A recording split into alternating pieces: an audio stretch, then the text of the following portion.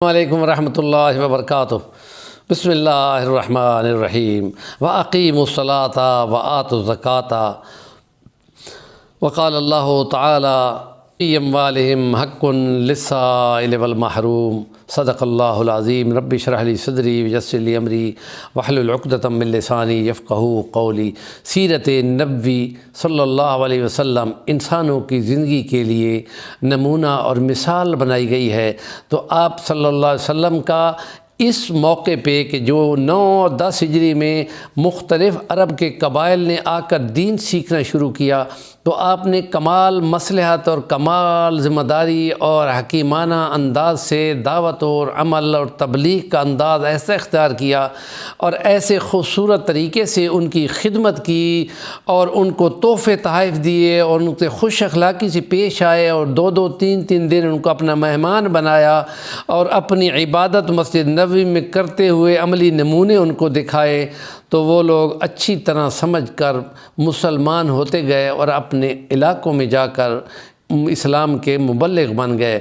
تو بنی ثقیف کی باتیں ہم کر رہے ہیں، آج تیسرا مکمل ولاگ ہوگا اور 16/3 کا، اور اس میں بنو ثقیف نے ان کے سردار عبد جالیل نے آ کر جب نبی کریم صلی اللہ علیہ وسلم سے مختلف طریقے سے اعتراضات کیے اور مختلف عبادت کے پہلوؤں پہ اس نے ایسی باتیں کیں جو حیران کن تھیں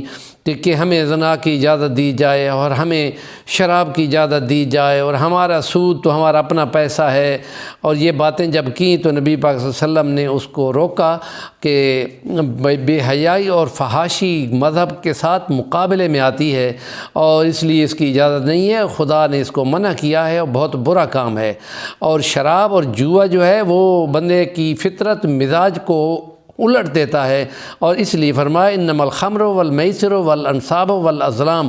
رجس من عمل الشیطان، یہ شیطانی نجاست ہے۔ اور یہ طائف میں انگور پیدا ہوتے ہیں تو اس کا یہ مطلب نہیں کہ تم انگور کی شراب بنا لو اور پی لو اور پھر تمہارا دماغ خراب ہو جائے اور تم جو برائیاں کرتے رہو اور جوا کھیلتے رہو اور تمام جو انکم ہے وہ ساری ضائع کرتے رہو، اس کی اجازت خدا نے نہیں دی، باقاعدہ منع کر دیا ہے۔ اور سود کے بارے میں فرمایا کہ اصل تمہارا زار واپس جائے گا، اور جو تم نے بڑھوتریاں کی ہیں وَذَرُوا مَا بَقِيَ مِنَ الرِّبَا إِن كُنتُم مُؤْمِنِينَ، اگر مومن ہو تو باقی سارا چھوڑ دو اور اصل لوٹاؤ، اور اصل تمہارا ہے چونکہ اس کے اوپر بڑھایا ہوا وہ تمہارا نہیں ہے اور وہ حرام ہے۔ اور نبی پاک صلی اللہ علیہ وسلم کی باقی احادیث میں تو اس کا ایک لقمہ ماں سے 36 بار زنا کے برابر ہے۔ اگر اسلامی نظریاتی مملکت پاکستان اگر ہوتا تو پہلے دن سے ہی سود منع کر دیا جاتا، اور نواز شریف نے اگر 2/3 اکثریت کے ہوتے ہوئے سود کو ختم کر دیا ہوتا تو آج کہاں ملک ترقی کر گیا ہوتا۔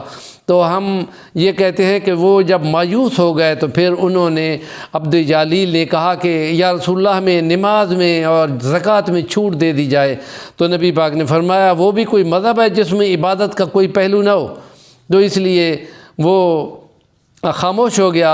لیکن حضرت جابر بن عبداللہ کی روایت ہے کہ نبی پاک نے موقع پہ فرمایا تھا جس دن یہ صدقے دل سے اسلام قبول کر لیں گے تو یہ نمازیں بھی پڑھیں گے، زکاتیں بھی دیں گے اور جہاد بھی کریں گے۔